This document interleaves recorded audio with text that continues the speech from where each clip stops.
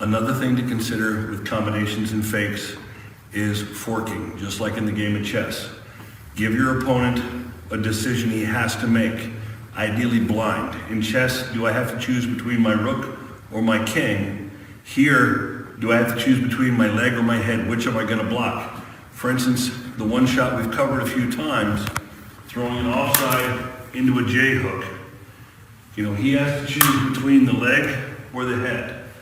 But give yourself multiple options. If that's the only choice that I have when I do that, it's still relatively simple to block. But I can add another one to that, half stemming it into here. It's a totally different block than either of the other two. Makes it that much more difficult.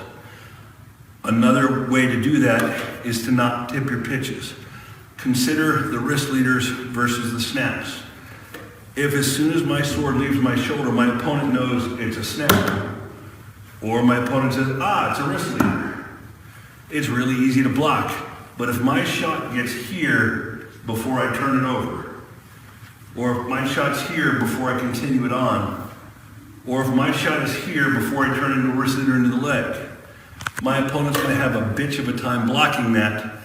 I don't have to be fast if he has half of my movement before he can make a decision on what he has to block.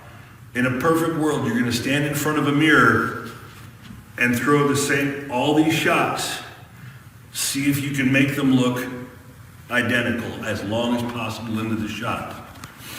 Now, from a defensive point of view, if your opponent is putting you in a situation where there's a fork involved, for instance, like we just talked about, if Mike doesn't know what to do,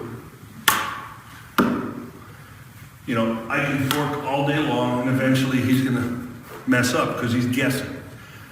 Your defensive option at this point, there's other more advanced things we'll get into later, but for the most part, just throw into the shot, step out, regroup, and start over. If he doesn't do it, I hit him. But if he does do it, okay, we're regrouping, starting over, beginning again. Thank you.